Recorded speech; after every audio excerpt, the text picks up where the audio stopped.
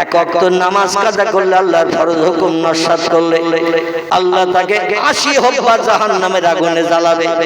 সাহাবীরা বললেন, নবীজি হব্বা কারে বলে? হব্বাটা কি? নবী বললেন, 2,88,00,000 বছর একটানা জাহান্নামের আগুনে জ্বললে তারে বলা হয় এক হব্বা। এক ওয়াক্ত নামাজ কাজা করলে তারে জ্বালানো হবে 80 হব্বা। প্রতিদিন ফরজ নামাজ কত কথা বলে? 5 ওয়াক্ত। এই 5 ওয়াক্ত নামাজ হলো ফরজ। তাই দৈনন্দিন আমরা যারা 5 ওয়াক্ত নামাজ কাজা করছি, আমরা কি জান্নাতের নাম নিশানা গন্ধ কোনদিন পাবো এই ধারণা করতে পারি? কারণ আল্লাহর কোরআনের কথা যেমন সত্য, পয়গম্বর মুহাম্মদ রাসূলুল্লাহর জবানি কথাগুলো তেমন সত্য। অতএব অবশ্যই আমাকে আপনাকে দগ্ধ হতে হবে জাহান্নামের আগুনে। আর দুনিয়ার আগুনের থেকে 69 মতান্তরে 70 গুণ বেশি শক্ত করে, কড়া করে, কঠিন করে আল্লাহ জাহান্নামের আগুন বানিয়েছেন অপরাধীদের শাস্তি দেওয়ার জন্য। পৃথিবীর আগুনের কালার হলো লাল, আর জাহান্নামের আগুন 3000 বছর ধরে রড জ্বালিয়ে জ্বালিয়ে যেমন গুড় করা হয়, আল্লাহ জাহান্নামের আগুন কঠিন গাঢ় শক্ত করার জন্য 3000 বছর ফেরেশতাদের দিয়ে জ্বালিয়েছেন। জ্বালিয়ে জ্বালিয়ে জাহান্নামের আগুনের রং করা হয়েছে কালো। কি করা হয়েছে? কালো। ফেরেশতারা বলে, ইয়া রাব্বি, ও আল্লাহ, এই জাহান্নামের আগুনের রং কেন কালো বানালেন? আল্লাহ বলছেন, জাহান্নামীরা যখন জাহান্নামের আগুনে দগ্ধ হবে, আগুনে যখন পড়বে, এমন আগুনের কালার রং বানিয়েছি, পাশে পাশে মানুষ জাহান্নামের আগুনে পড়বে, চিল্লাবে, আওয়াজ শুনতে পাবে, কিন্তু কালো আগুনের ভিতরে কেউ কাউকে দেখতে পাবে না। কে কেমন কষ্ট পাচ্ছে, কে কেমন পুড়তেছে, কে কেমন হাউতাশ করতেছে, কে কেমন চিল্লাচ্ছে, কেউ কাউকে দেখতে পাবে না, শুধু আওয়াজ শুনতে পাবে। কুল্লামা নুদিজাত জুলুদুহুম বাদদালনাহুম জুলুদান গায়রাহা লিয়াযুকুল আযাব। আমি জাহান্নাম এমন কোয়ালিটির করে বানিয়ে দিয়েছি, যখন আমার ফেরেশতারা লোহার শিকলের দড়ি গলায় পরিয়ে জাহান্নামের আগুনে ফেলে দেবে, আসামি সাব্যস্ত হওয়ার কারণে মিজানের দাড়ি পাল্লায় নেকি ওজনের পরে যখন আসামি সাব্যস্ত হয়ে যাবে, গরু ছাগলের গলায় দড়ি দিয়ে টেনে টেনে নিয়ে যেমন মাঠে বাঁধতে নিয়ে যাওয়া হয়, ওই রকম ফেরেশতারা লোহার ছাগলের দড়ি গলায় পরিয়ে গরু ছাগলের মতো হড় হড় করে টানতে টানতে নিয়ে জাহান্নামের আগুন নিক্ষেপ করে দেবে। আর ওই আগুনে যখন দগ্ধ হবে, পুড়বে, আল্লাহর কোরআন বলছে, কুল্লামা নুদিজাত জুলুদুহুম, ওই জাহান্নামের অপরাধীদের গায়ের গোশত চামড়াগুলো জাহান্নামের আগুনের দ্বারা পুড়িয়ে কয়লার মতো ঝরিয়ে ঝরিয়ে ফেলা হবে। গোশত চামড়াগুলো আগুনে দগ্ধ হয়ে পুড়ে কয়লার মতো ঝরে ঝরে পুড়বে। বাদদালনাহুম জুলুদান গায়রাহা, আবার নতুন নতুন গোশত চামড়া তাদের গায়ে তৈরি করে দেয়া হবে। লিয়াযুকুল আযাব, আর নতুন নতুন আযাবের শাস্তি কোটি কোটি বছর ধরে উপভোগ করতে থাকবে। লা ইয়ামুতু ওয়ালা ইউকরিস ফিহা, জাহান্নামের আগুনে যারা জ্বলবে, কোনদিন আগুনে পুড়লে কোনদিন মরণ হবে না।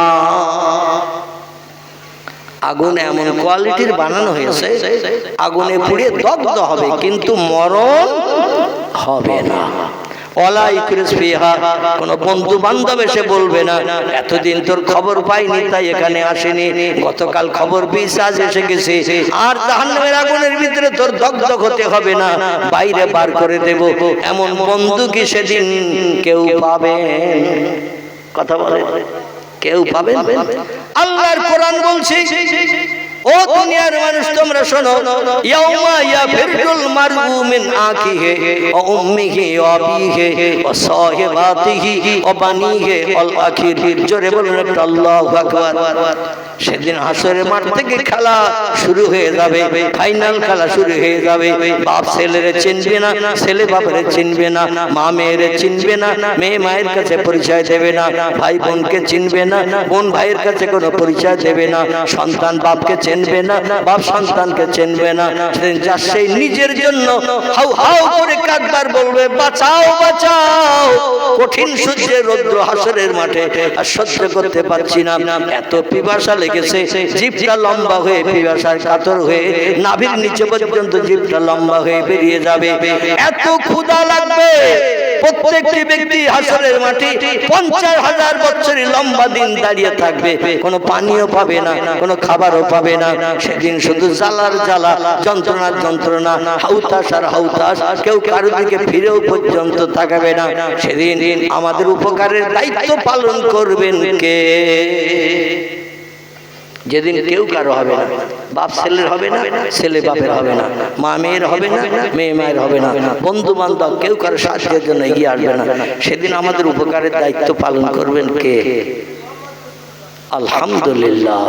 অনেকে বলে আল্লাহ, আল্লাহ কিন্তু হাসরের মাঠে কাহার নাম নিয়ে, জব্বার নাম নিয়ে, মিজাজ গরম করে, রুক্ষ মিজাজ নিয়ে আল্লাহ শুধু মিজানে দাড়ি পাল্লার দিকে আরশ কুরসিতে বসে শুধু তাকাবে।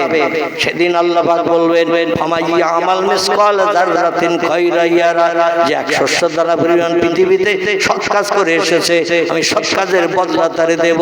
অমাইয়া আমাল মিসকাল যাররাতিন শাররা ইয়ারা, যে 100 দ্বারা পরিমাণ খারাপ কাজ করে দুনিয়া থেকে এসেছে, খারাপ কাজ তার প্রতিদান তারে দেব। মিজানের দাড়ি পাল্লাই নেকি দিশা বিয়োজন করব। শস্য দানে পরিমাণ বাড়তি ফ্যাসিলিটি কোন ব্যক্তিকে আমি দেব না, শস্য দানে পরিমাণ বাড়তি বিপদে কোন ব্যক্তিকে ফেলবো না। যার যেমন আমল তার তেমন প্রতিদান দেয়া হবে। সেদিন কেউ কারো দিকে ফিরেও তাকাবে না, আল্লাহ কারো সহায় হবে না। সেদিন আল্লাহ রুক্ষ মেজাজ নিয়ে, জ্বালাময়ী মেজাজ নিয়ে, জব্বার নাম নিয়ে, কাহার নাম নিয়ে বিচার শুরু করবেন। এত মেজাজ আল্লাহ কর্কশ ভাষায় কথা বলবেন, কোন ব্যক্তি আল্লাহর সামনে যেতেও সাহস পাবে না। এমনকি পয়গম্বরেরা পর্যন্ত আল্লাহর রুক্ষ মেজাজের সামনে যেতে ভয় পাবেন। সাধারণ মানুষ তো দূরে থাক, পয়গম্বরেরা যারা সৎ মানুষ, ভালো মানুষ, জীবনে কোনো খারাপ কাজ করেনি, তারাও পর্যন্ত রুক্ষ মেজাজে আল্লাহর সামনে যাবেন না। সেদিন আমাদের উপকারের দায়িত্ব পালন করবেন তিনি, আমাদের পয়গম্বর যিনি। জোরে বলুন একটু সুবহানাল্লাহ। মনে করো না, সলিমুদ্দিন চাচার 1.5 বিঘে পুকুর, বড় পুকুর, 2-3 বছর শুধু মাছ ফেলে তো মাছ ধরে না। আর পুকুরের ভেড়ির পাশে মানে পাড়ের উপরে কলা বাগানের ঝাড় রয়েছে, রাত 1:30টার দিকে দুটো ভাত গুঁড়ো দিয়ে 1 কামন জাল ফেলে দেবো, জাল সাগিয়ে তোলা যাবে না, বহু মাছ রয়েছে। এখানে অবশ্য এরকম ধরে না, এখানকার লোকের নামে বদনাম দেন, আমার আবার যেতে হবে তো নাকি?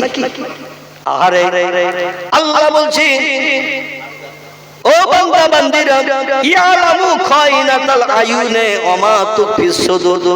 চোখের ইশারায় কারোর সঙ্গে যদি চোখের ইশারায় তুমি কথা বলো, দুনিয়ার কেউ বুঝবে না কি বলছো, তুমি যার সঙ্গে কথা বলছো সেই বুঝতে পারবে চোখ টিপে আমার সঙ্গে কি বলছে। আল্লাহ বলেন, কেউ বুঝতে না পারলো আমি ওটা বুঝি। অন্তরে মনে মনে যে চিন্তা ভাবনা করো, মনের ভিতরে গোপনে চিন্তা ভাবনা করছো, এক জায়গায় বসে বসে রাতের বেলা কার ডোবের মুরগি ধরবো, কার হাঁস চুরি করবো, কার পুকুরের মাছ ধরবো, কোন বিধবা দরজার কড়া রাত 2টোর দিকে নাড়া দেবো, স্বামী মারা গেছে, বাচ্চা নিয়ে বসবাস করে, টাকার বিনিময়ে জীবন যৌবনে কোদানে বৃদ্ধি করে আসবো। শীতকালের রাত, কেউ রাতের বেলা উঠবে না, জীবন যৌবনের ক্ষুধা মিটিয়ে আসবো। আল্লাহ বলছেন, মনে মনে দিনের বেলা চিন্তা করছো, অন্তরে অন্তরে ও খবরটাও আমি আল্লাহ রাখি। তাহলে আল্লাহরে ফাঁকি দেওয়ার কিছু করা যাবে? কথা বলে, আল্লাহরে ফাঁকি দেওয়ার কিছু করা যাবে না। এটা জানা সত্ত্বেও আমরা করি। ঠিক বলেছি না ভুল বলেছি? এটা জানা সত্ত্বেও আমরা করি। আল্লাহ বলছেন, যা কিছু করছো সব টেপ রেকর্ডের মতো টেপ হয়ে যাচ্ছে, ক্যাসেট হয়ে যাচ্ছে। এই যে মোবাইল লাগিয়ে দিয়েছে, আমি কথা বলছি, ওতে উঠছে না কথা বলে, পরে ছেড়ে দিলে আবার আমি যদি কোনো বক্তৃতা করতে করতে কাশি, ও কাশিটা উঠবে না সব উঠবে কিনা? সব যদি বিজ্ঞানীরা বানাতে পারে, আল্লাহ কি পারে না? আল্লাহ বলছেন যেটা তোমরা পারো না সেটা আমি পারি, যেটা তোমরা দেখতে পাও না সেটা আমি দেখতে পাই, যে কাজ তোমরা করতে পারো না সে কাজ আমি করতে পারি, যে কথা তোমরা শুনতে পাও না সেটাও আমি শুনতে পাই। জোরে বলুন সুবহানাল্লাহ। আমি হলাম সেই আল্লাহ সুবহানাহু ওয়া তাআলা। আমার ভাইরা, এই জন্য পয়গম্বর মুহাম্মদ রাসূলুল্লাহ বলছেন তোমরা দিনের বেলা মেরাজের রজনীর আগের দিন মানে সোমবারের দিন দিনের বেলা নফল রোজা রাখবে যাতে চরিত্রটা ভালো থাকে। রোজা রেখে মাগরিবের সময় ইফতার করে রাতের বেলা কিছু খাওয়া দাওয়া করে একটু বিশ্রাম নিয়ে এশার নামাজ আদায় করার পরে রাত্র দ্বিপ্রহরের পর থেকে নিয়ে মানে রাত 12টার পরে থেকে নিয়ে ফজরের আজান ধ্বনির আগ সময় পর্যন্ত এই সময়টার নাম হলো তাহাজ্জুদ। কি নাম বললাম? এই সময়টার নাম হলো তাহাজ্জুদ। এছাড়া আরো কিছু নফল নামাজ আছে আল্লাহকে আপন বানানোর জন্য। একটি নামাজের নাম হলো ইশরাক। কি নাম বললাম? ইশরাক। ফজরের নামাজের পরে এই ইশরাকের নামাজ আদায় করতে হয়। তারপর একটা নামাজের নাম আছে, নাম হলো তার চাষ। কি নাম বললাম? বেলা 10টা 10:30টার সময় এই নামাজ পড়তে হয়। তারপর একটা নামাজের নাম আছে, এই নামাজের নাম হলো আওয়াবিন। কি নাম বললাম? মাগরিবের নামাজের পরে এই আওয়াবিনের নামাজ পড়তে হয়। আল্লাহর নবী বলছেন যদি কোনো ব্যক্তি মাগরিবের নামাজের পরে নফল নামাজ 2 রাকাত, ফরজ নামাজ 3 রাকাত, সুন্নত নামাজ 2 রাকাত, এই নামাজগুলো শেষ হওয়ার পরে যারা আওয়াবিনের নামাজ 6 রাকাত পাঠ করবে, সাগরের ঢেউয়ের ফেনার মতো তার নাম আমলের থলিতে আল্লাহ সব লিপিবদ্ধ করবেন। ওই বান্দা কোনদিন জাহান্নামের আগুনে দগ্ধ হবে না। এই নামাজটির নাম হলো আওয়াবিন। পয়গম্বর মুহাম্মদ সাল্লাল্লাহু জানিয়ে দিয়েছেন আয়াতুল কুরসির সূরাটা পাঠ করে এবং সূরা ইখলাস পাঠ করে 2 রাকাত করে নামাজের নিয়ত করবে। ডাইনে বামে সালাম ফিরিয়ে ওই 2 রাকাত নামাজ শেষ করবে। আবার নিয়ত করবে 2 রাকাত নামাজের নফল নিয়ত তাহাজ্জুদের নামাজ নিয়ত করে আয়াতুল কুরসির সূরা পড়বেন।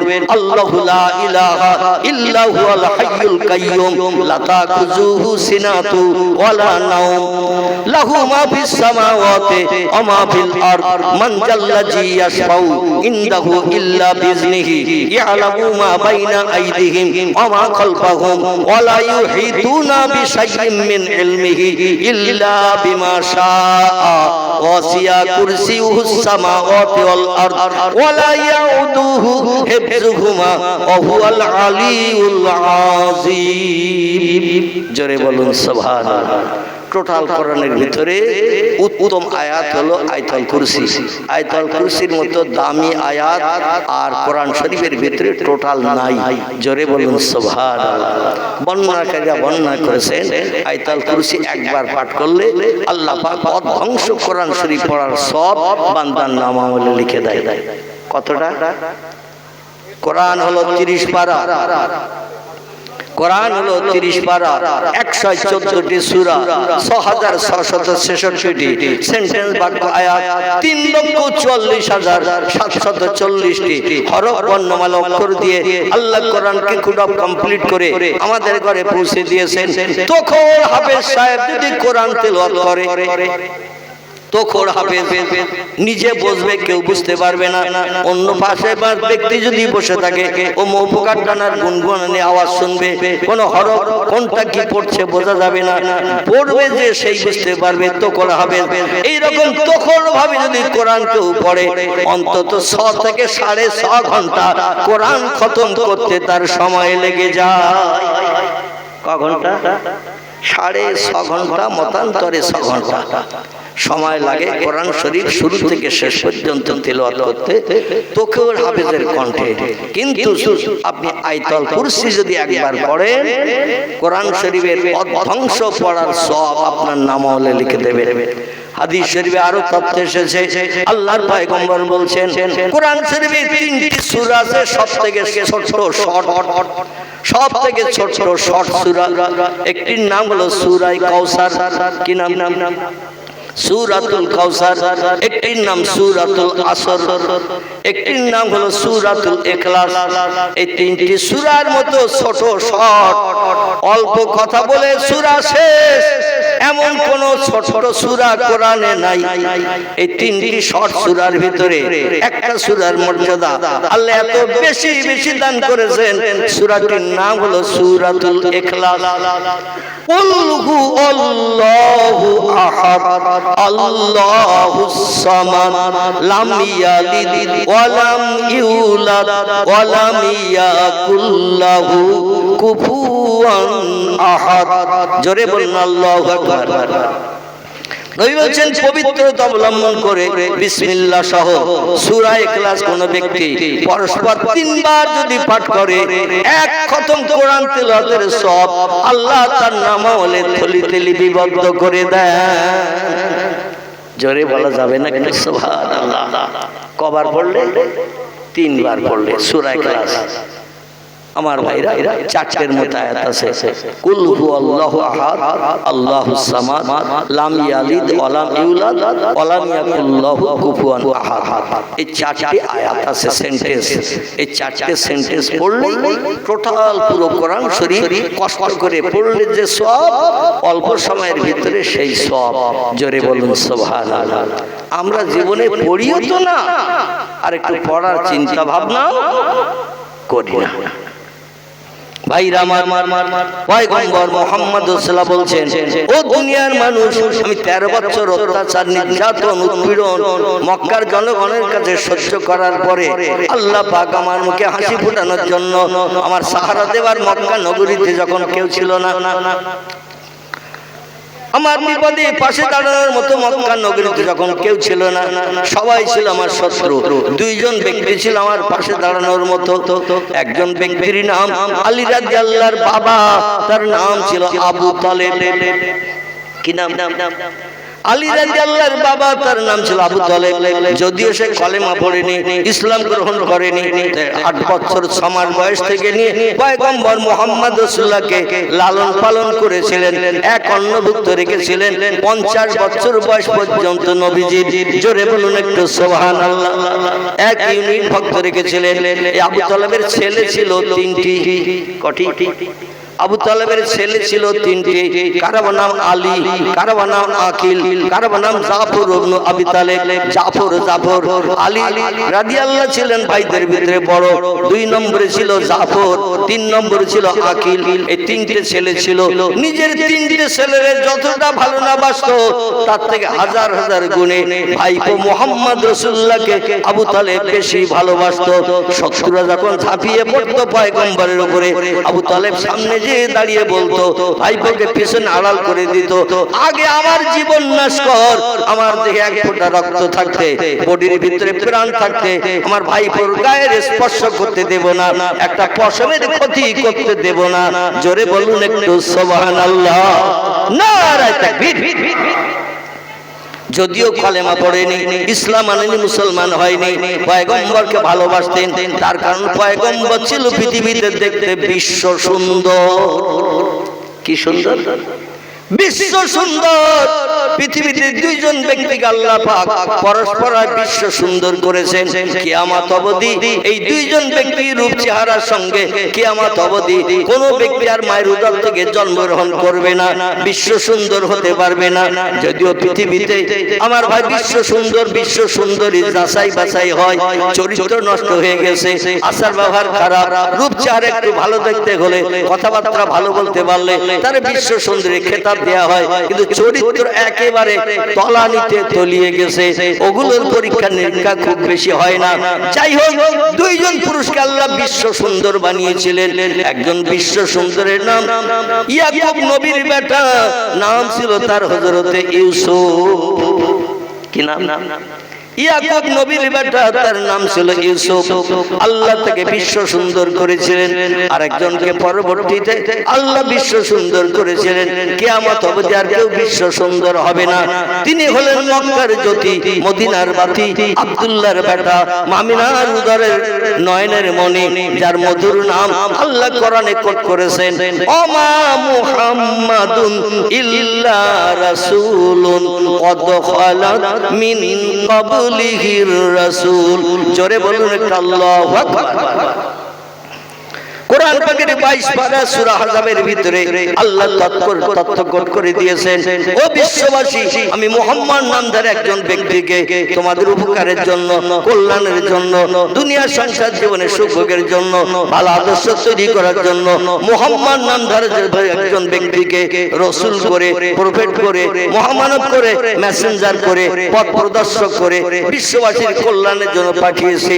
তিনি শুধু পৃথিবীতে পয়গম্বর হিসেবে, মহামানব হিসেবে, রাসূল হিসেবে আসেন নাই, আমি আল্লাহ তাকে বিশ্ব সুন্দর করে পৃথিবীতে পাঠিয়েছি। বিশ্ব নবীর দুগালে আমাদের যেমন দাঁত আছে কখানা, দুপাঠিতে কথা বলে 32টা, পয়গম্বরের দাঁত ছিল 32টা।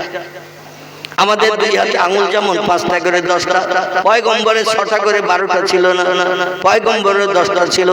দুই ভাই আঙুল যেমন 5টা করে 10টা, পয়গম্বরের তাই ছিল।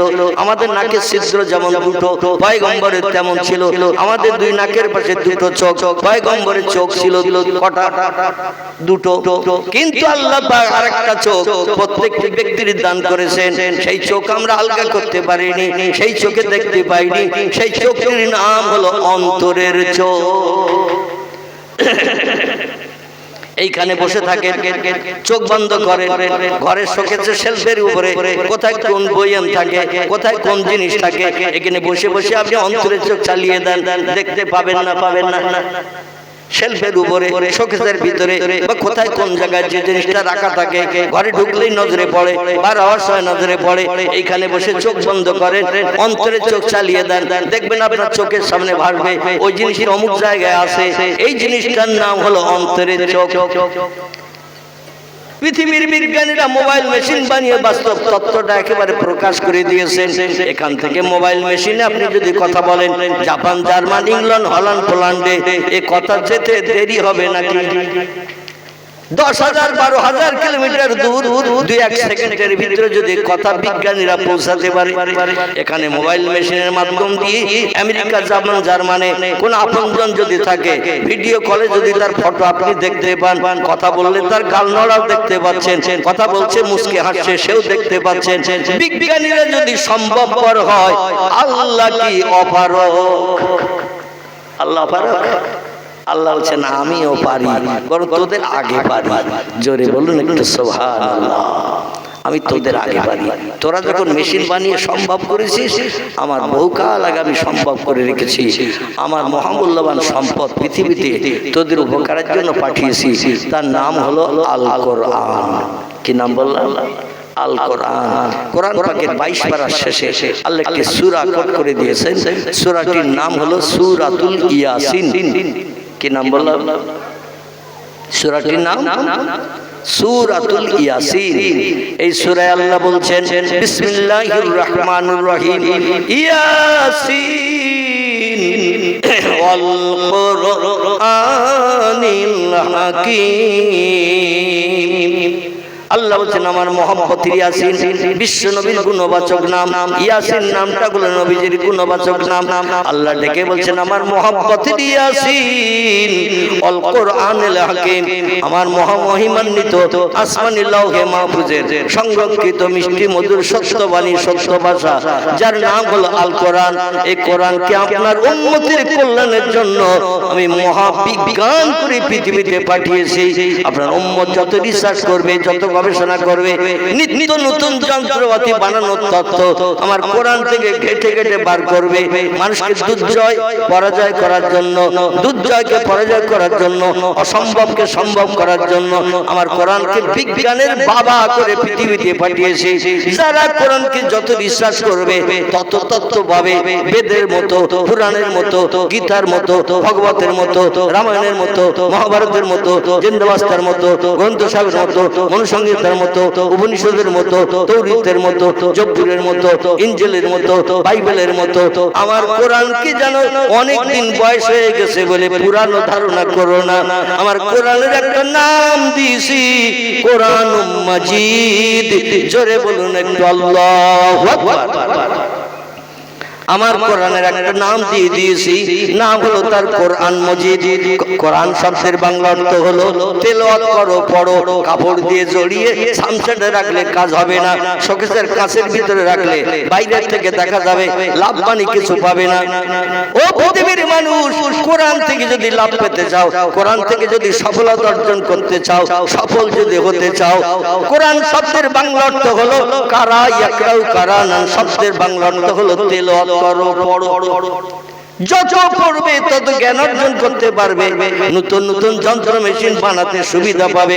কোরআন আমি মেশিনের সব তত্ত্বগুলো ভরে দিয়েছি উম্মতে মুহাম্মাদের মুখে হাসি ফোটানোর জন্য।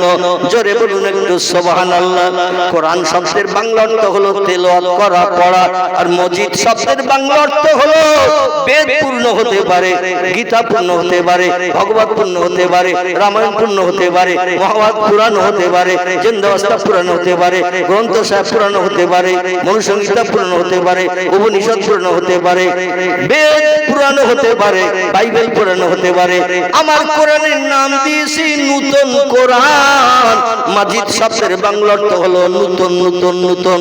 কিয়ামত অবধি আমার কোরআন কোনোদিন পুরানো হবে না। সব ধর্মগ্রন্থ প্রয়োজনে ফেলে রাখো, অনেকদিন বয়স হয়ে গেছে, ফেলে রাখো, হাত দিলেও যা না দিলেও তাই, এতে কোনো লাভবান উপকার কিছু হবে না। কিন্তু আমার কোরআন কিন্তু অন্য ধর্মগ্রন্থের মতো পূর্ণ হবে না। আমার কোরআনের নামই হলো নূতন কোরআন।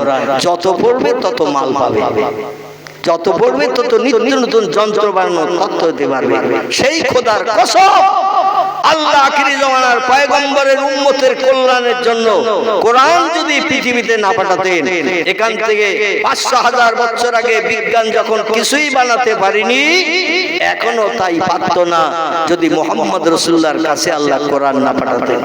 এই জন্য ভারতের হিন্দু ভাইদের ঘরে একজন উচ্চ শিক্ষিত ব্যক্তি, লোকটির নাম হলো ডক্টর মানবেন্দ্রনাথ রায়, যিনি অক্সফোর্ড বিশ্ববিদ্যালয় থেকে এমএ ফার্স্ট ক্লাস ডিগ্রি নিয়ে ভারতের জমিনে ফিরে এসেছিলেন। ইতিহাসে তার নাম লিপিবদ্ধ হয়ে আছে। লোকটির নাম ডক্টর মানবেন্দ্রনাথ রায়। তিনি একটি তথ্য দিয়েছেন, আমি তথ্যটা আপনাদের কাছে পরিবেশন করলে আপনাদের মগজ সাফ হবে ইনশাআল্লাহ। ডক্টর মানবেন্দ্রনাথ রায় বলছেন, learning from the Muslim, Europe became the leader of modern civilization. জোরে বলুন একটু মারহাবা, একটু জোরে বলুন মারহাবা।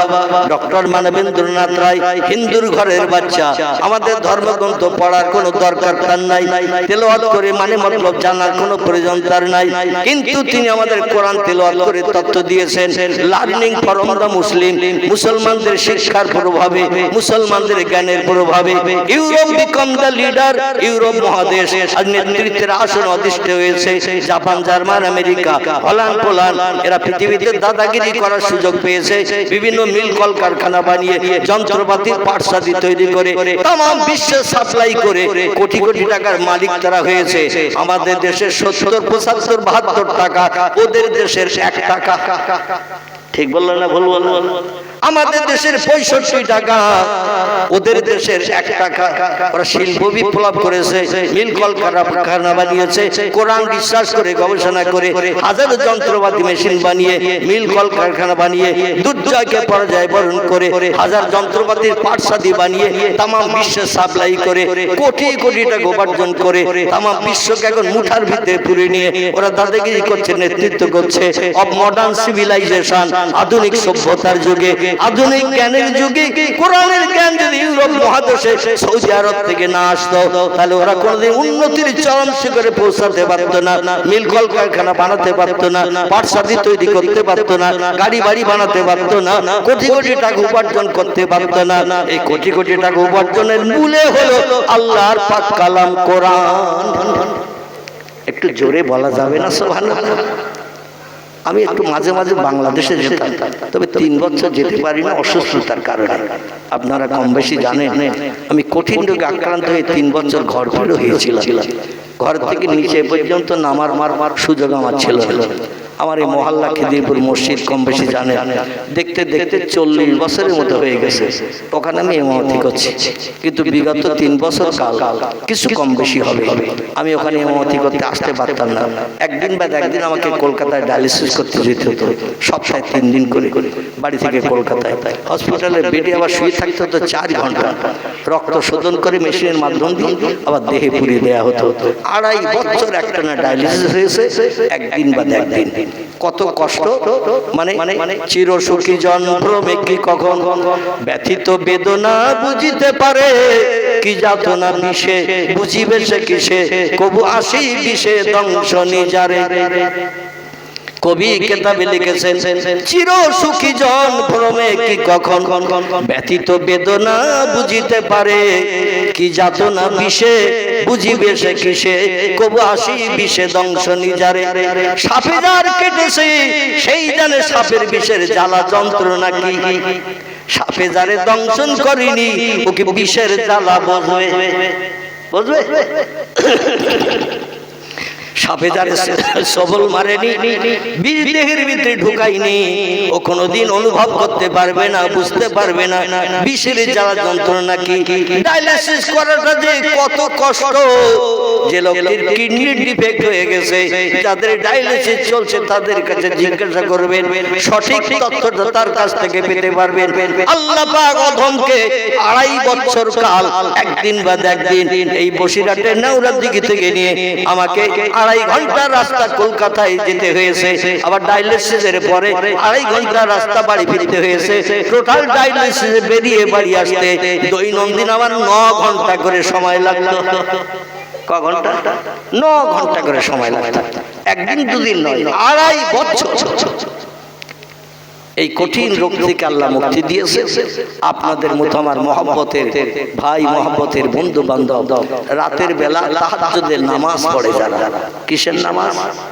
তাহাজ্জুদের নামাজ। এই নামাজটা আল্লাহর কাছে খুব প্রিয়, খুব পছন্দনীয়। এই নামাজ যারা পাঠ করে আর নামাজ অন্তে আল্লাহর কাছে হাত তুলে কিছু চাইলে আল্লাহ হাত কোনোদিন ফেরত দেয় না, ও হাত কোনোদিন ফেরত দেয় না। এইরকম কিছু মহব্বতের ভক্ত আছে। গতকাল আমার জলসা ছিল দক্ষিণ 24 পরগনা জয়নগর। কোথায় বললাম? দক্ষিণ 24 পরগনা জয়নগর, যেখানে জয়নগরের মোয়া বিক্রি হয়। জানেন তো, হাড়িতে করে, মাটির হাড়িতে করে রাখে। এই মোয়া অনেকে আমরা খাই না, সাত করে ওখানে রাস্তার ধারে সারা রাত নিয়ে বসে থাকে, সারা রাত দোকানের সামনে দোকান খোলা। যে যখন আসবে রাত 2, 3, 4 দোকান বন্ধ থাকবে না, অন্য দোকান সব বন্ধ, মোয়ার দোকান খোলা। মানে যে যখন আসবে ও মোয়া কিনে নিয়ে বাড়ি যাবে, ছেলে মেয়েদের দেবে। এই জয়নগরের ওখানে আমার প্রোগ্রাম ছিল গতকালকে। তো আমি যেটা আপনাদের কাছে বলতে চাচ্ছিলাম সেটি হলো এই, আমার ভাইরা সেখানকার মানুষেরা বলছিল, হুজুর যখন ওই 2 তলা মাদ্রাসার উপরে আমার বসা জায়গা করেছে, এসে সালাম কালাম করে বলছে, হুজুর আমি 20 কিলোমিটার দূর থেকে এসেছি। আমি বললাম, কেন ভাই? বলে, অনেকদিন আপনার দেখিনি তাই দেখতে এসেছি। মোবাইলে শুধু আপনার ফটো দেখতাম আর আপনার ছেলেরা ফেসবুকে দিত, তাই দেখতাম সেই কঠিন অবস্থা, চোখ দিয়ে টপ টপ করে পানি বার হতো। আর প্রতিদিন আমরা এই 2 ভাই, 2জন, তারা বলছে আমরা এই 2জন ভাই হাফেজ সাহেব মানুষ, মাদ্রাসার শিক্ষকতা করেন। বলে, আমরা এই 20 কিলোমিটার দূর, জায়গাটির নাম হলো মহিষমারি। কি নাম বললাম? মহিষমারি গ্রাম থেকে শীতের রাতে মোটরসাইকেল করে এসেছি, আপনার চাঁদ মুখটা একটু দেখবো। হুজুর আপনি তো উঠবেন সেই রাতে 11টায়, আমরা অত রাত পর্যন্ত থাকবো না, তো আপনার সঙ্গে একটু সাক্ষাৎ করে আমরা চলে যাব, মাদ্রাসার ডিউটি আছে, সকাল আবার ফজরের নামাজ পড়াতে হবে। আমরা এই 2 ভাই যখন শুয়ে থাকি, বালিশের পাশে আপনার মোবাইল ছেড়ে দিয়ে ওয়াজ শুনতে শুনতে প্রতিদিন ঘুমাই। এমন কোনো দিন নেই যেদিন আপনার ওয়াজ না শুনলে আমাদের ঘুম আসে। বলে, আপনার ওয়াজ শুনতে শুনতে আমরা ঘুমিয়ে পড়ি। আমি বলি, ভাই আপনারা শুধু বলছেন না, এরকম বহু ভক্ত আমার রাত 2, 2:30, 3টের সময় মালয়েশিয়া থেকে ফোন করে, সৌদি আরব থেকে ফোন করে, জেদ্দা থেকে ফোন করে, দুবাই থেকে ফোন করে। বাংলাদেশের মানুষ, আমাদের ভারতের কিছু মানুষ বিভিন্ন দেশ বিদেশে থাকে, সেখান থেকে ওরা দিনের বেলা ফোন করে, আমাদের এখান থেকে রাত ভোর হয়ে যায়। ওরা দিনের বেলা, সন্ধ্যাবেলা, বিকালে ফোন করে, আমাদের এখান থেকে রাত। ওরা তো ততটা বোঝে না, তো রাত 2, 3টের সময় ফোন করে ঘুম ভাঙিয়ে দেয়। আমি, কে বলছেন ভাই? বলে, আমি বাংলাদেশের বগুড়া একটা ছেলে। আপনি থাকেন কোথায়? বলে, হুজুর সৌদি আরবে জেদ্দায় থাকি। আমি, কি করছেন? বলে, হুজুর এখানে কাজ করি। আমি, কি কাজ করেন? বলছে, হুজুর কাগজ কুড়ুই। কি করে? পিঠে থলে বক্সা নিয়ে রাস্তার কাগজ কুড়োয়। কাগজ কুড়িয়ে ক পয়সা হয়? বলে আমাদের বাংলাদেশের টাকায় 40,000 টাকা আমাদের খেয়ে দিয়ে মাইনে হয়। বাংলাদেশের টাকায় কাগজ কুড়লে 40,000 টাকা মাইনে, মানে আমাদের 22 টাকা 22.5 টাকা, সৌদি আরবের 1 টাকা। ক টাকা? সৌদি আরবে 1 টাকা। আমাদের দেশের ইন্ডিয়ার টাকায় 22.5 টাকা, বাংলাদেশের টাকা আরো 5-7 টাকা বেড়ে যাবে পার টাকায়। যাই হোক, ওদের টাকার দাম এত বেশি, কিন্তু ওদের দেশে ধান নাই, গম নাই, জব নাই, ভুট্টা নাই, আখ নাই, তামাক নাই, কিচ্ছু ওদের দেশে নাই। এমন করে আপেল নাই, নাশপাতি নাই, কলা নাই, তরমুজ নাই, পেঁপে নাই, শসা নাই, কিচ্ছু হয় না, সুবরি নাই, নারকেল নাই, কিচ্ছু নাই। কিন্তু ওদের দেশের টাকা দাম আল্লাহ এত বেশি করে দিয়েছে, একমাত্র আল্লাহর ইবাদত বندگی করার কারণে ওদের দেশে আল্লাহ দিয়েছে তেলের ভান্ডার। কিসের ভান্ডার? তেলের ভান্ডার। ওদের দেশে 1 লিটার পেট্রোলের দাম 90 পয়সা। কথা বললাম, 1 লিটার পেট্রোলের দাম 90 পয়সা। আমাদের দেশে 1 লিটার পেট্রোলের দাম 105 টাকা 59 পয়সা মনে হয়। ঠিক না ভুল? একটু কথা বলেন। ঠিক, কোথায় 105 টাকা 59 পয়সা, ওদের দেশে 90 পয়সা। আল্লাহ পাকের ইবাদত বندگی করার কারণে পাহাড়ি এলাকার দেশ, পাহাড় আর পাহাড়, মাঝে মাঝে মরুভূমিতে শুধু পাবলা গাছ দেখা যায়, তাও গাছের ডগায় পাতা নাই। গলা লম্বা উটগুলো একটু পাতার কুড়ি বার হওয়ার আগে চিবিয়ে চিবিয়ে ডাল সমেত খেয়ে নিয়ে নেয়। আর অনেক অনেক গভীর এমন করে নালা রয়েছে, সেখানে কিন্তু খেজুর গাছের চারা রয়েছে। এছাড়া সৌদি আরবে কিছুই পাওয়া যায় না। আল্লাহ বলছেন, আমার নবীর মাতৃভূমির দেশ, নবীর মৃত্যুভূমির দেশ, নবীর ইজ্জতের ওসিলা করে ওই দেশকে এত উর্বর আমি করেছি, এত সমৃদ্ধ আমি করেছি। ও দুনিয়ার মানুষ, নবীর ইজ্জতের খাতিরে আমি 3টি নেয়ামত সৌদির দেশে দান করেছি। কটি কটি 3টি নেয়ামত সৌদির দেশে দান করেছি। একটি নেয়ামতের নাম হলো তেলের ভান্ডার, একটি নেয়ামতের নাম হলো সোনার খনি, একটি নেয়ামতের নাম হলো জমজম কূপের পানি। জোরে বলুন সুবহানাল্লাহ। ছোট একটা পানির কুয়া, শোধন পানি, ফিল্টার করার দরকার নাই। এই পানি শোধন পানি। আল্লাহ পাক এই পানিতে কত নেয়ামত দান করেছেন। আল্লাহ নবী বলছেন, এই পানি যখন পান করবে, বসে বসে পান করবে না, কিবলামুখী হয়ে 2 হাত পাত্রে লাগিয়ে ওই পানি পান করবে, বিসমিল্লাহ পাঠ করে। আল্লাহুম্মা ইন্নী আসআলুকা ঈমানান কামিলাও ওয়া ইলমান নাফিআন ওয়া রিজকান ওয়াসিআন ওয়া হালালান তাইয়্যিবান মিন কুল্লি দাই। জোরে বলুন একটু আল্লাহু আকবার। এই পানি যখন পান করবে, এই দোয়াটা তোমরা একটু পাঠ করবে। আল্লাহ ইলমে তারাক্কি দান করো, রিজকে বরকত দান করো, রোগ থেকে পানির মাধ্যম দিয়ে মুক্তি দাও, কোনো ওষুধ যেন আমার খেতে না হয়। আল্লাহ সংসারে রিজকে বরকত দাও, কারো কাছে যেন হাত পাততে না হয়। এই জমজমের পানি যারা আল্লাহর উপরে ভরসা করে পান করে, তাদের কোনো ডাক্তারের কাছে যাওয়ার দরকার হয় না। আল্লাহ তাদের দেশে দিয়েছেন সোনার ভান্ডার। একটা 1 টাকার কয়েন 10 গ্রাম যদি ওজন হয়, ওদের দেশে ওই 1 টাকার কয়েনের মতো সোনার দাম বর্তমান আমাদের দেশের 95,000 টাকা। ঠিক না ভুল? আল্লাহ মাটির তলায় সোনার ভান্ডার দান করে দিয়ে দিয়েছেন, আর তেলের ভান্ডার এত দান করে দিয়েছে, টোটাল বছরে 56 দিন তেল তুলে বিক্রি করলে সারা দেশের জনগণের 1 বছরে খাওয়ার টাকা হয়ে যায়। বাকি 365 দিনের 56 দিন তেল তুলে বিক্রি করলে সারা বছরের দেশের জনগণের টোটাল টাকা হয়ে যায়। বাকি দিন শুধু তেল বিক্রি করে করে কোটি কোটি টাকার মালিক হচ্ছে সৌদি সরকার। এই জন্য ভারতবর্ষ এত উর্বর দেশ, সুজলা সুফলা শস্য শ্যামলা দেশ। এখানে আপেল হয়, নাশপাতি হয়, কলা হয়, তরমুজ হয়, পেঁপে হয়, বেদানা হয়, ডালিম হয়, সুন্দর সুন্দর রসালো ফল হয়। আখ থেকে শুরু করে, সুপারি থেকে শুরু করে, নারকেল থেকে শুরু করে, খেজুরের গাছের রস থেকে শুরু করে কত কিছু আমাদের দেশে পাওয়া যায়, ওদের দেশে কিচ্ছু নাই। কিন্তু আমরা যেগুলো খাই আমাদের দেশে হয় একেবারে অড়পড়া মাল। আর 1 নম্বর ভালো ভালো মালগুলো সব সৌদির দেশে টিকিট লাগিয়ে ফার্স্ট কোয়ালিটি মানে বেটার কোয়ালিটি বলে ছোট ছোট ছোট স্ট্যাম্প লাগিয়ে কলাগুলোর স্ট্যাম্প লাগানো রয়েছে। একটা একটা কলার দাম 2 টাকা। কটা আমি মনে করছি 2 টাকা হলে তো আমাদের থেকে দাম বেশি হয়ে যাচ্ছে। আমাদের দেশে তো 1.5 টাকায় পাওয়া যায়, কিন্তু আমাদের দেশে 2 টাকা মানে ওদের দেশে 44-45 টাকা।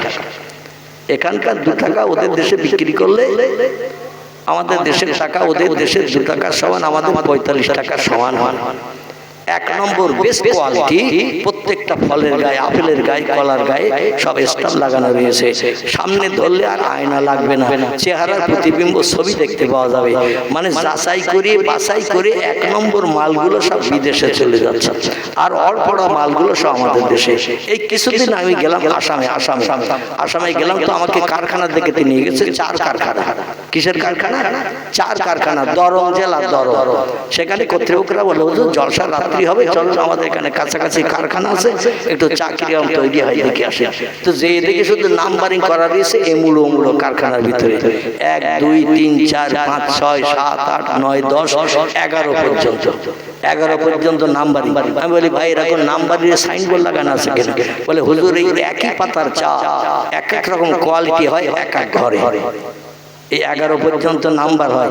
আমি বললাম তো আমাদের দেশে আমরা খাই কত নম্বর? বলে লাস্টের যে নম্বর সেই নম্বর আমরা খাই, লাস্টের যে নাম্বার 11 নম্বর, ওইটা আমাদের দেশে সাপ্লাই হয়। আমি বললাম আর বাকিগুলো? বলে 1 নম্বর 2 নম্বর 3 নম্বর সব আমেরিকা, জাপান, জার্মান, সৌদি আরব, দুবাই, আরব আমির শাহী, এরকম করে জর্ডন, পৃথিবীর বিভিন্ন দেশে সাপ্লাই হয়। ও মাল আমাদের নসিবে জোটে না। যেমন বাগদাসি আমরা তৈরি করি, কিন্তু আমাদের নসিবে জোটে। 800 টাকা 900 টাকা কেজি শুনলে বলবে মাথা খা, মাল পাঠিয়ে দে, কারণ টাকার দরকার। ঠিক না ভুল? আল্লাহ বলছেন ওদের আমি উর্বর করে দিয়েছি একটাই মাত্র কারণ, সৌদি দেশে মুয়াজ্জিন যখন আজান দেয় দোকানদারেরা দোকানে শাটার ফেলে দেয়। দোকানদার মালিক চলে যায় দৌড়িয়ে নামাজে জামাতে শরীক হতে। কর্মচারীরা বলে মালিক যাচ্ছে, তাহলে আমরা বসে থাকবো কেন বাইরে, চল মালিকের সঙ্গে আমরাও যাই। খরিদ্দার দেখছে তো শাটার টেনে দিয়েছে, এই অক্তের নামাজটা যায় যাক, মালটা কিনে নেই। ওরা বলে মাল এখন বিক্রি হবে না, নামাজ আগে মাল বিক্রি পরে। জোরে বলুন সুবহানাল্লাহ। সেই খোদার কসম, এমন কিছু কিছু বড় বড় দামি দামি দোকান আছে, দোকানে একটাও কর্মচারী নাই, মালিকও নাই। একটা টুলের উপরে ক্যাশ বাক্স বসানো আছে, মাঝখানটা ছিদ্র করা আছে, আর সাইনবোর্ড লাগানো আছে এই মালের এই দাম, এই মালের এই দাম। খরিদ্দার যাচ্ছে দোকানে মাল কিনতে, সাইনবোর্ডের দাম দেখে ওই ক্যাশ বাক্সে নিজে নিজে টাকা দিয়ে মাল নিয়ে চলে আসতেছে। আচ্ছা আমাদের দেশে যদি এইরকম দোকান থাকতো আর কর্মচারী আর মালিক না থাকতো, 3 দিনের ভিতরে দোকানের মাল সব আউট অফ মার্কেট হতো না? মাল সব বিক্রি হয়ে যেত, মাল সব বিক্রি হয়ে যেত। কারণ দাম লেখা দিয়েছে সাইনবোর্ডে মালের নামের পাশে, আর দামও লেখা আছে, তো দাম আর মাল থেকে মাল সব বিক্রি হয়ে যেত। কিন্তু বাক্সের তালা খুলে যে ডালা উল্টাতো দেখতো এমটি বাক্স, একটাও টাকা নেই। সুযোগের সদ্ব্যবহার এ ভারতের মানুষ করে না। সামান্য বাসে উঠিয়ে 2 জন কন্ট্রাক্টর, 1 জন করে হেল্পার 2 দরজায় থাকে না। দরজার মুখে পটির নিচে হেল্পার দেখবেন একটা ডান্ডা ধরে আর একটা ধরে ঝুলে কাঠিয়ে, মানে ও ইশারা দেয় যে সামনে বিপদ আছে, অমুক আছে তমুক আছে, যানজট আছে, হ্যান আছে স্যান আছে। ও আবার কোনো যাত্রী টিকিট কেটেছে কিনা মাঝে মাঝে নামার সময় চেক করে। টিকিট দেখি, যখন টিকিট দেখাতে পারে না বলে পয়সা দাও। মাঝে মধ্যে সিটে বসে আছে যারা, এদের কন্ট্রাক্টর যে বলে হয় টিকিট, মাথা নাড়া দিচ্ছে, মানে হয়ে গেছে। কন্ট্রাক্টর বলছে আমি তো টাকা দিয়েছি, আমার তো ধারণায় আসতেছে। তার আরেকবার একটু জিজ্ঞাসা করে দেখি, আর একবার যে বলছে একটু নরম স্বরে, ভাই টিকিট। আচ্ছা একবার বললাম বুঝতে পারিনি। ও বলছে ঠিক আছে ভাই, আমি মেলা লোকের কাছে যাচ্ছি, স্মরণ নেই। আসলেও টিকিট কাটে, আসলে টিকিট কাটে। আমাদের এইদিকে বোধহয় এরকম লোক নেই, আছে। আস-সারিকু ওয়াস-সারিকাতু ফাকতাউ আইদিয়াহুমা ওয়াল আকির। আল্লাহ কোরআনে বিধান দিয়েছেন চোর দেশে একটাও থাকবে না। যদি কোনো ব্যক্তি কারো মালে না বলে হাত দেয় ও চোর হিসাবে বিবেচিত হবে। আর চোরের শাস্তি হলো দুই হাতের বাহু গোড়া থেকে একেবারে কাঁধের গোড়া থেকে দুটো হাত কেটে দাও। আস-সারিকু ওয়াস-সারিকাতু, নারী হোক বা পুরুষ হোক, দুইজনের দুটো হাত কেটে দিয়ে দাও। জীবনে কোনোদিন কারো মালে যেন হাত দিতে না পারে। চোরের শাস্তি হলো হাত কাটো। ও যদি কোনো কাজকর্ম করতে না পারে, বসে বসে যদি খায়, সরকার তাদের একটা জায়গা বানিয়ে সেখানেই বসিয়ে খাওয়াবে। তবে ঘরের দরজা গরমকালে লাগাতে হবে না, দরজা খুলে দক্ষিণে হাওয়া খেয়ে বিশ্রামে ঘুমাও, কারণ চোর আর দেশে থাকবে না। হাত কাটার নিয়ম যদি থাকতো এদেশে কেউ আর চুরি করতো? কথা বলে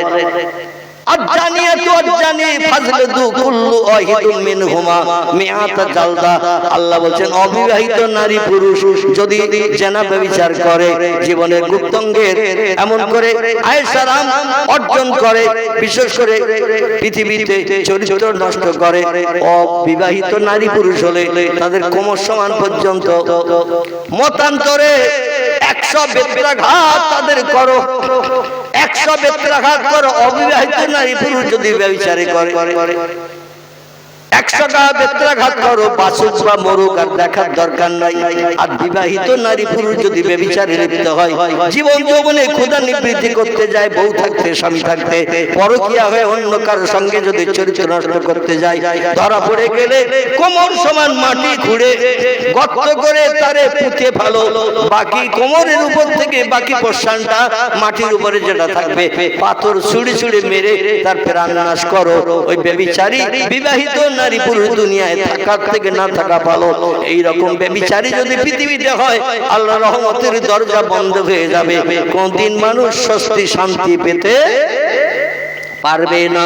পয়গম্বর মুহাম্মদ রাসূলুল্লাহ মেরাজের রজনীতে আল্লাহর সঙ্গে দিদার করে 25 মতান্তরে 27 বছরের লম্বা মেয়াদ গল্প গুজব করার পরে আল্লাহ বলেন, হাবিব আমার বাড়িতে এসেছো, আমার জন্য তোহফা এনেছো, সেটা হলো পবিত্রতা।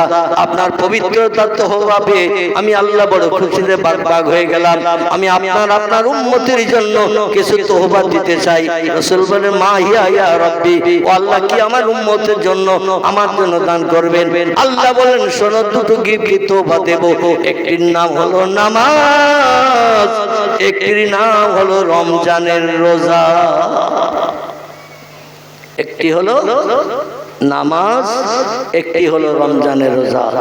নবীজির জীবনে 53 বছর বয়স থেকে মেরাজ থেকে ফিরে আসার পর উম্মতের জন্য নামাজ ফরজ হয়েছে। ধারাবাহিকভাবে 5 ওয়াক্ত নামাজ পড়তে হবে, এই নিয়মটা তার পূর্বে ছিল না।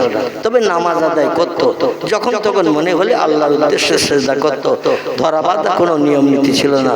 এই মেরাজ থেকে ফিরে আসার পরে নামাজ ফরজ হয়েছে এবং বছরে 1 মাস সিয়ামুন নাহার, দিনের বেলা না খেয়ে অনাহারা থাকার নিয়ম আল্লাহ পাক কোরআনে কোট করে দিয়েছেন।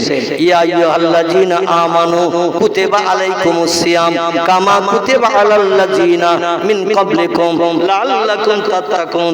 জোরে বলুন একটু আল্লাহু আকবার।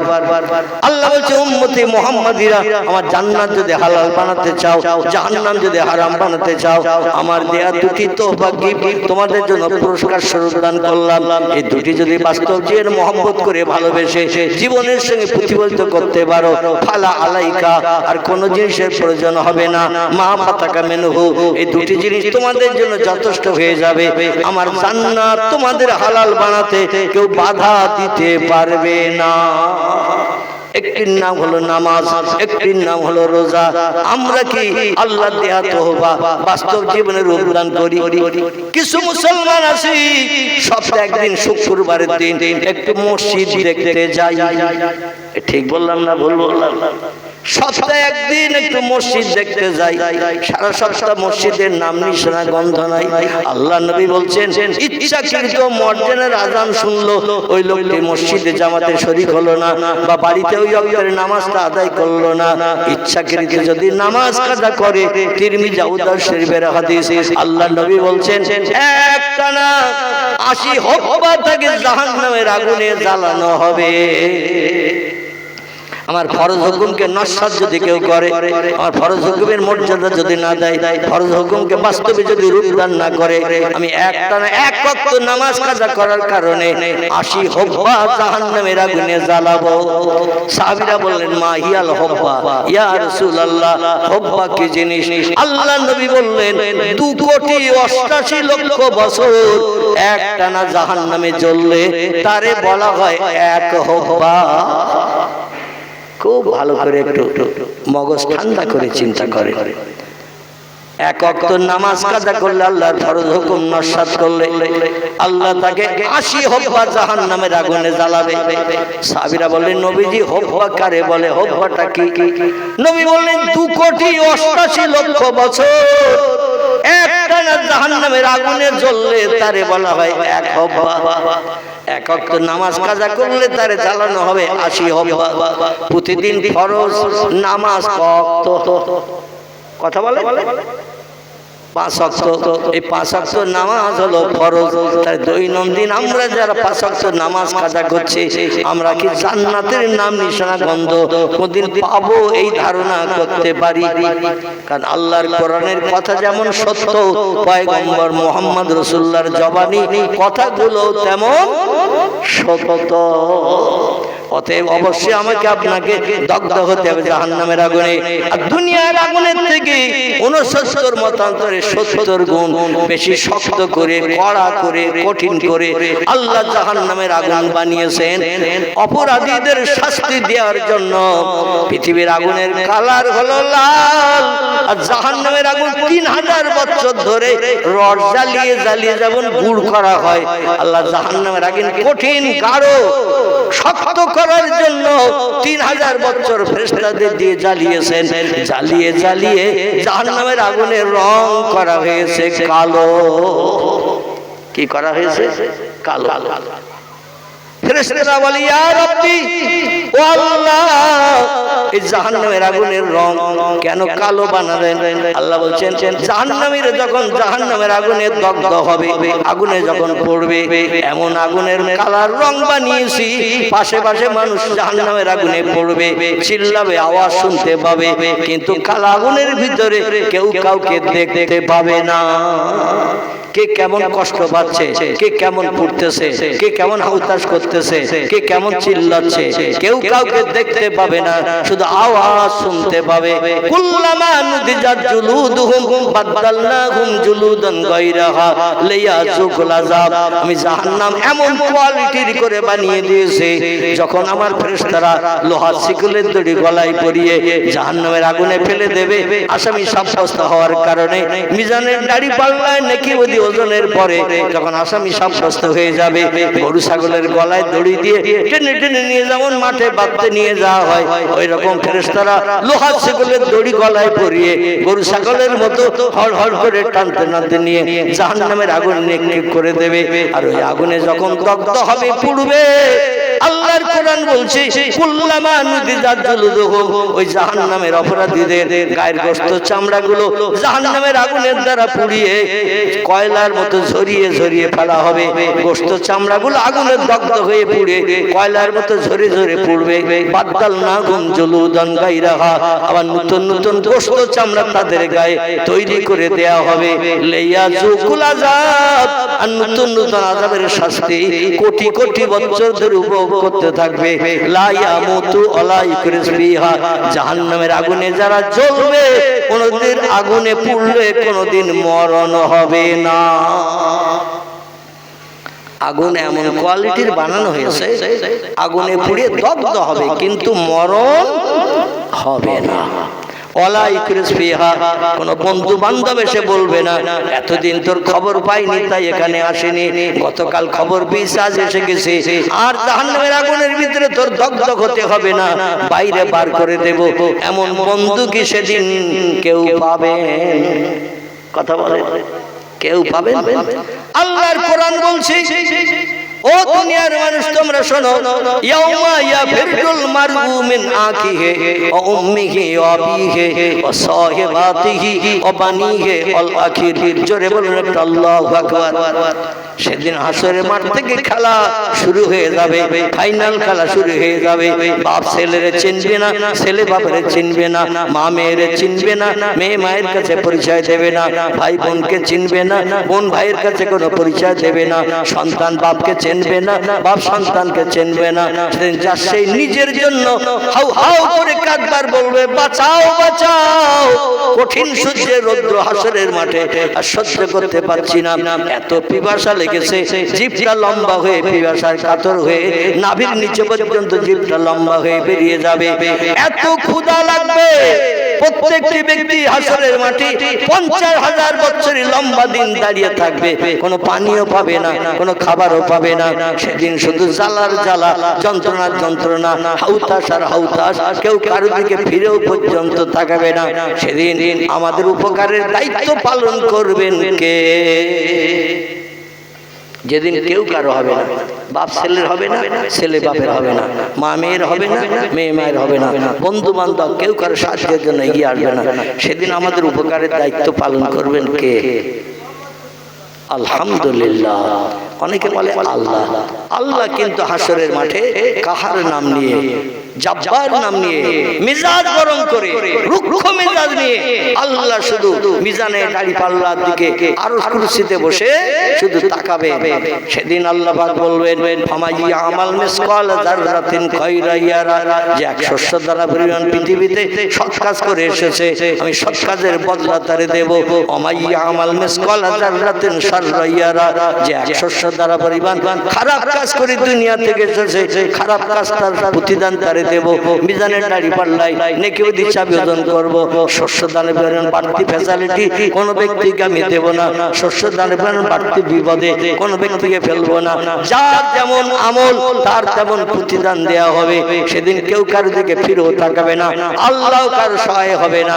সেদিন আল্লাহ রুক্ষ মেজাজ নিয়ে, জ্বালাময়ী মেজাজ নিয়ে, জব্বার নাম নিয়ে, কাহার নাম নিয়ে বিচার শুরু করবেন। এত মেজাজ আল্লাহ কর্কশ ভাষায় কথা বলবেন, কোন ব্যক্তি আল্লাহর সামনে যেতেও সাহস পাবে না। এমনকি পয়গম্বরেরা পর্যন্ত আল্লাহর রুক্ষ মেজাজের সামনে যেতে ভয় পাবেন। সাধারণ মানুষ তো দূরে থাক, পয়গম্বরেরা যারা সৎ মানুষ, ভালো মানুষ, জীবনে কোনো খারাপ কাজ করেনি, তারাও পর্যন্ত রুক্ষ মেজাজে আল্লাহর সামনে যাবেন না। সেদিন আমাদের উপকারের দায়িত্ব পালন করবেন তিনি, আমাদের পয়গম্বর যিনি। জোরে বলুন একটু সুবহানাল্লাহ।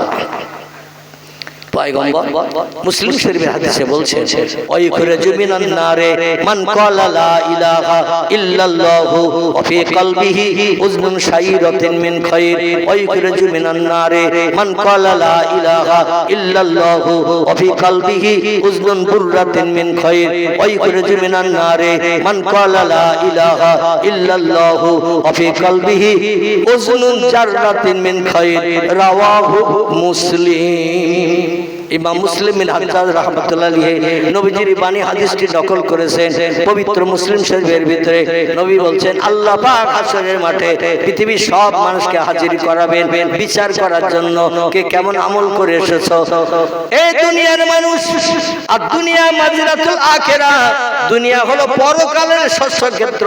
এখানে যেমন আমল করবে, যেমন বাজার করবে, পরকালে যে আল্লাহর দরবারে হাজির হয়ে তার প্রতিদান প্রতিফল পাবে।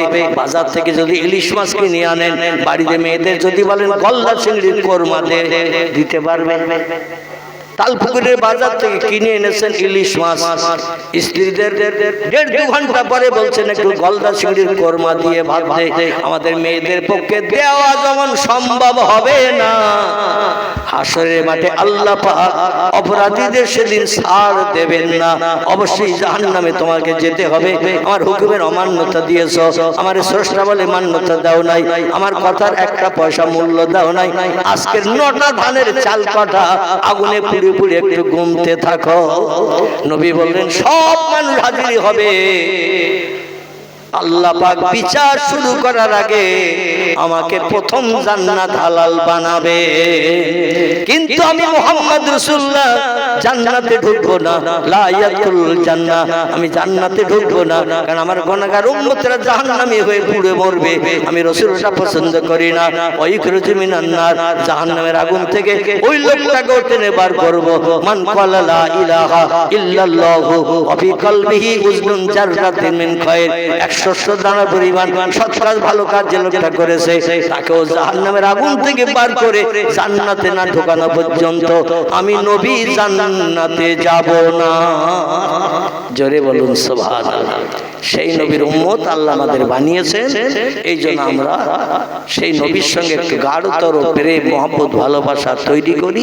বিপদের দিন বন্ধু বন্ধুর পাশে অবশ্যই দাঁড়াবে। সকলে বলুন আমিন। তাই বলে মাথায় টুপি দেব না, মুখে দাড়ি রাখবো না, গায়ে হাঁটুর নিচে লম্বা জামা পরবো না, এ নবীর মহব্বত বলে না। নবীর মহব্বতে দরুদ শরীফ পড়বো না, নবীর ভালোবাসা একটু সুন্নত নামাজ আদায় করবো না, মসজিদ মুখো হব না, যাই নামাজের পাঠিতে দাঁড়াবো না, এ নবীর সঙ্গে মহব্বত হলো। এই জন্য অনুরোধ রাখবো আমার খালধারীর ভাইদের কাছে, অন্তত আপনারা দুনিয়ায় আমরা চিরস্থায়ীকে বেঁচে থাকবো না, পৃথিবী থেকে আমাদের সকলকে চলে যেতে হবে। মরণ হলো চিরন্তন, এ কোনোদিন কেউ বশ করতে পারেনি, কিয়ামত পর্যন্ত পারবে না। চলে যখন যেতেই হবে আল্লাহর দরবারে হাজির দিতে হবে। অন্ত হাজির হওয়ার আগে তালপুকুরের বাজার থেকে একটু ভালো বাজার করে বাড়ি আনলে আপনজন অতিথিদের যেমন ভালো খাওয়ানো যায়, আমরা একটু আল্লাহর ইবাদত বন্দি একটু ভালো ভালো করব, তাহলে হাসরের মাঠে বিচারন্তে আমরা জান্নাতে যে কোটি কোটি বছর সুখ ভোগের সুযোগ পাবো। একজন জান্নাতি পুরুষকে সেবা করার জন্য আল্লাহ পাক 70টা করে হুর গেলেমান বরাদ্দ করে দেবেন তোয়াজ করার জন্য। জোরে বলুন সুবহানাল্লাহ। ওমা আলাইনা ইল্লাল বালাগ। পরবর্তী বক্তা এসেছেন, তথ্যমূলক আলোচনা রাখবেন। বিশেষ করে লোকজন কম, কেউ যেন ওঠাউঠি করবেন না। যে কজন বসে আছেন বসে থাকেন, উঠবেন না যারা কেউ। ইবলিস শয়তান যার কারো প্ররোচনা ধোঁকা দিয়ে এই মজলিস পরিত্যাগ না করাই আমি দোয়া কামনা করি। আল্লাহ আবার সুযোগ দিলে, চারি চক্রের মিলন ঘটালে আবার কিছু আলোকপাত করা যাবে ইনশাআল্লাহ। আল্লাহ আমাদের সকলকে বিশ্ব নবীর আদর্শ মোতাবেক, আল্লাহর কোরআন আইন মোতাবেক বাস্তব জীবনে প্রতিদান স্বরূপ আমল করে চলার তৌফিক দান করুন। সকলে বলুন আমিন। মুহাম্মদে দরুদ শরীফ। আল্লাহুম্মা সাল্লি